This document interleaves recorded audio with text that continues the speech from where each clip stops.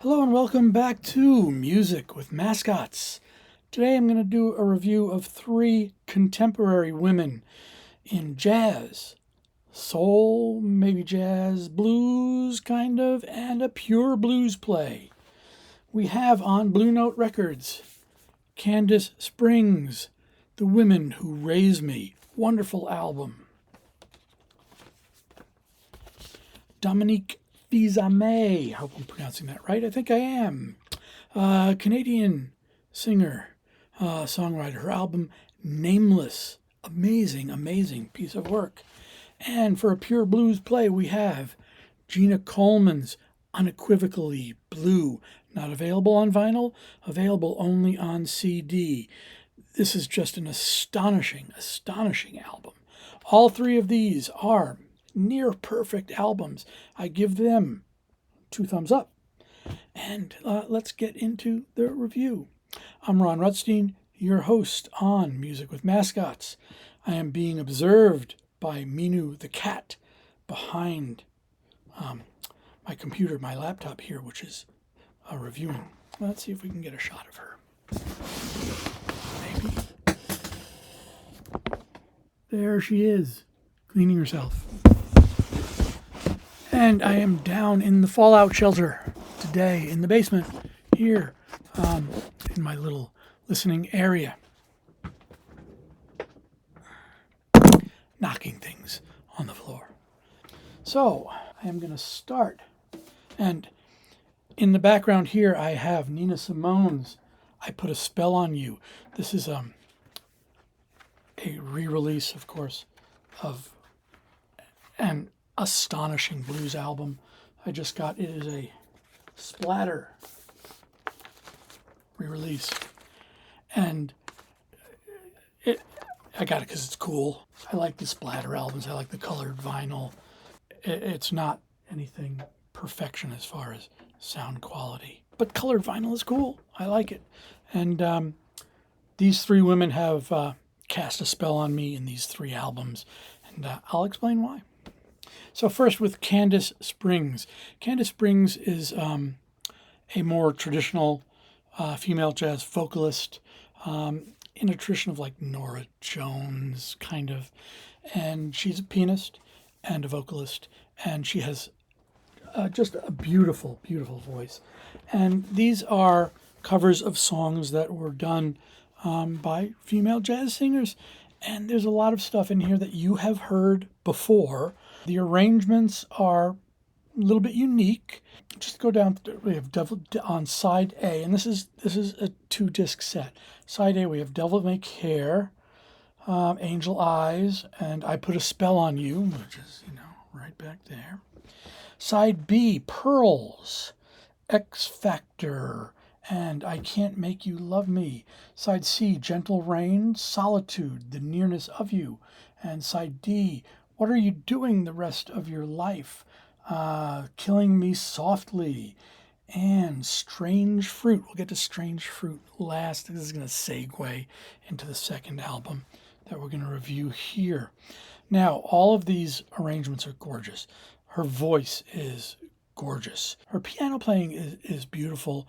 And if you like the style of a Nora Jones, you're going to love this album.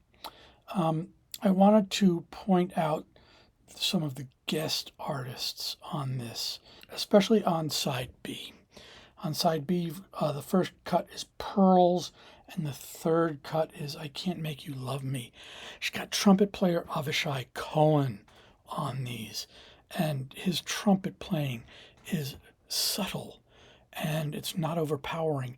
It blends in beautiful with her voice, and he plays solos, but they're not overpowering. This is not him taking over. This is him as a side player and what's the word I'm looking for? A compliment. And this is what you want in a band when you have yourself as the lead, and your voice is what is drawing your audience in. You want the band to be complementary. You don't want it to overpower. You want it to be part of a whole. And here, Avishai Cohen does that beautifully. His trumpet playing is just beautiful. And you might have, if you've been to my channel before, you know I'm a fan of his. You have Nora Jones on track 2 on side A, Angel Eyes.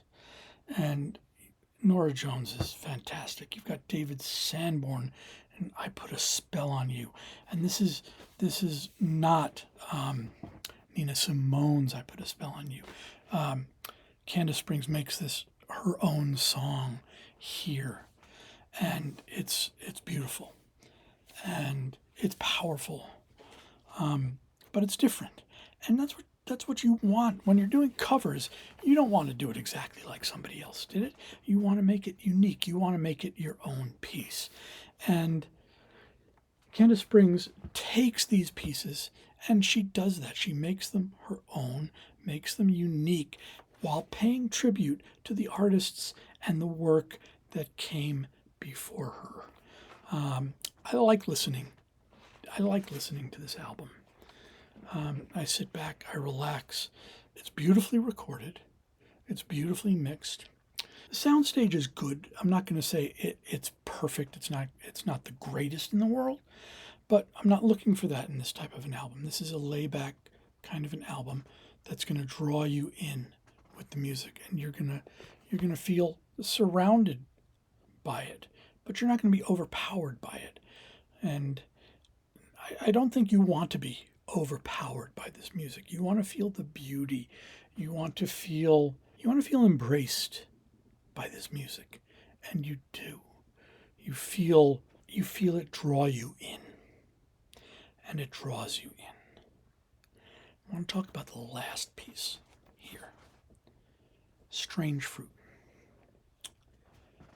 Strange Fruit in and of itself is an extremely powerful song.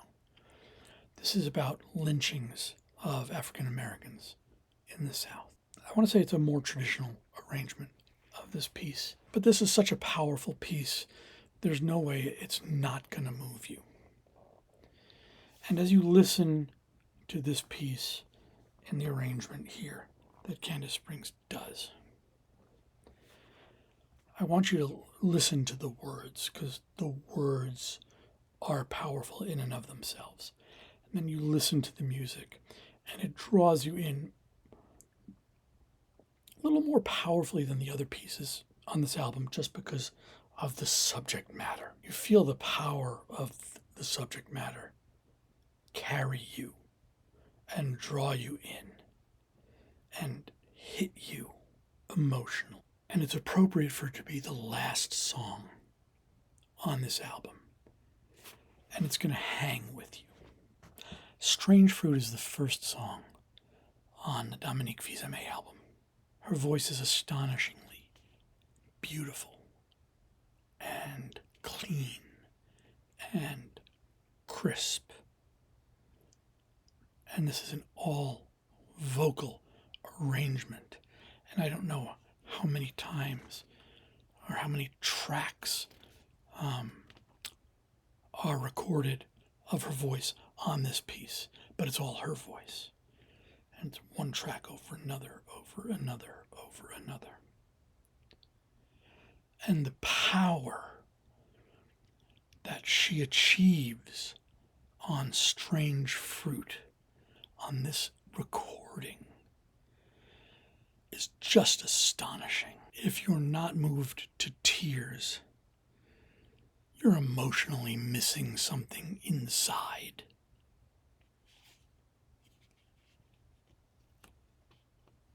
And she carries that beauty and power into some of the other pieces in this song.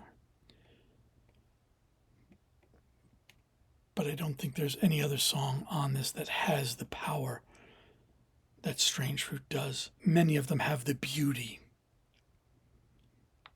And there are some absolutely gorgeous, gorgeous pieces on this. Now, she wrote all the songs on here except for 2. She didn't write Strange Fruit. That's a cover.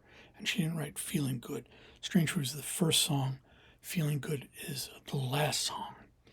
And there are some gorgeous pieces on this. And if you're properly set up, the sound stage that pops out on you in some of these pieces is just astonishing. There were points on this album where the sound stage was not only coming out at me, it was literally behind me. And I don't know how an engineer achieves that, but they did on this. The instrumental parts of this, the non-vocal parts of this, are minimalist. But they are perfection because they're so few and far between. The bass, when it's used, is amazing. The percussion, when it's used, is amazing. Sorry for the glare. The vocal tracks are gorgeous. Her voice is beautiful. This album, for me, is a 10 out of 10. It's a grand slam home run. Sorry for the sports metaphor. Apple classifies this as funk. I don't classify this as funk. I'm not sure who does their classification. I don't know if she has the ability to classify that. Maybe she chose it as funk. Maybe, when I think of funk being of the age that I am, I think of, Tower of Power and Rufus and Chaka Khan, and maybe that's just because I'm an old fart. This is not that. This is something that's very different. But this is an amazing, amazing album. Dominique Fils-Aimé, Nameless. This is from 2018. And this is an Ensoul, Ensoul Records. She's Canadian. I assume that's a Canadian label. Definitely. You can stream this one. I know you can stream that. Because I first heard it on Apple. Gina Coleman, Unequivocally Blue. This is a pure blues play. This is her first album done under her name. If you've picked up any work by Misty Blues, you know her. But this is the first album, and this is a 2025 release. And she's on the blues charts right now with this. This is a phenomenal piece of work. You listen to her voice, and this is not a beautiful, ethereal voice. This is a blues voice. You're going to hear the pain. You're going to hear the emotion of this voice. And you're going to hear the depth of the voice, and you're going to hear the different qualities of the voice to the point where it almost sounds like she's a different person in certain songs. You're going to hear the start of one song from another, and it's going to sound like there's a different singer. But it isn't. It's Gina Coleman all the way. If you open up the inside, you'll read that the album was recorded within an hour of her returning from her mother's funeral. And there are certain pieces in here you can feel the emotion that's being released in these pieces. And you're gonna hear the roots of the traditional blues that's in a lot of these pieces. You're gonna hear, you're gonna hear pieces that are reminiscent of Robert Johnson kind of blues. You'll hear 60s blues, maybe a little riff that reminds you of an early ZZ Top, or maybe a Howlin' Wolf. You want to hear Howlin' Wolf coming in the background somewhere. Oh, maybe it's going to be in your head. Maybe there's a little Nina Simone coming in here or there. But this is new.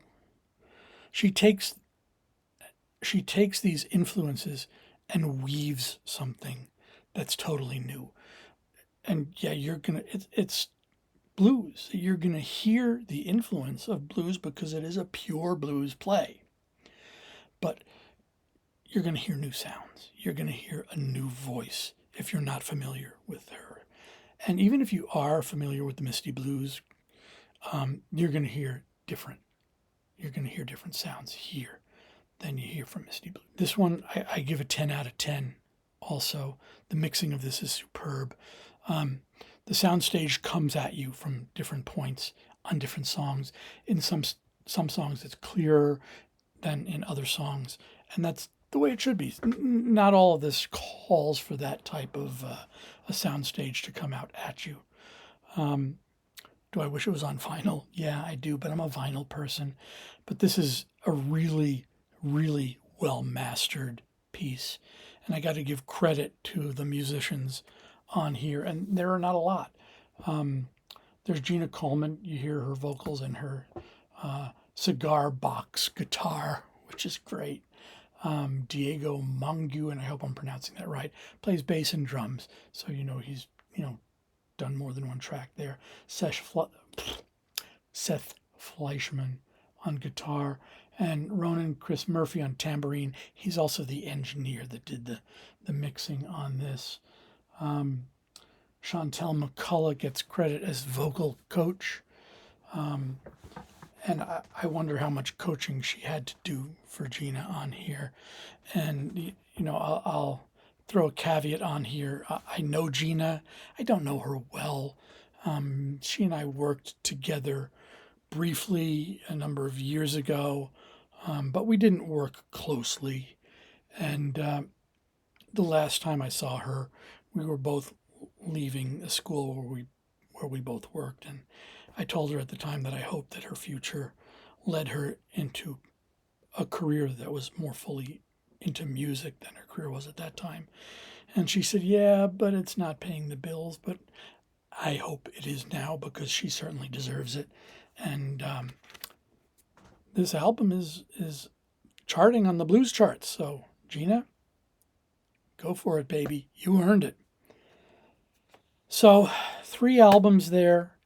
Go out and buy all 3. 2 of them are available on vinyl. They're all available on CD. 2 of them are available on streaming.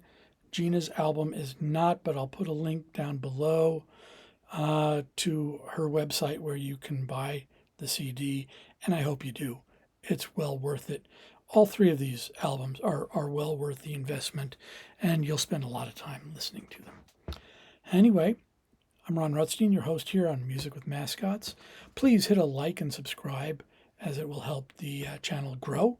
And again, we all live on this earth together. Please, please, please treat each other with kindness in these volatile times where hate seems to be becoming a pervasive influence in our culture. Listen to music. Listen to each other's hearts, and speak from your heart, not from anger. Speak with kindness, and be kind to one another, and live in beautiful music. Thank you very much.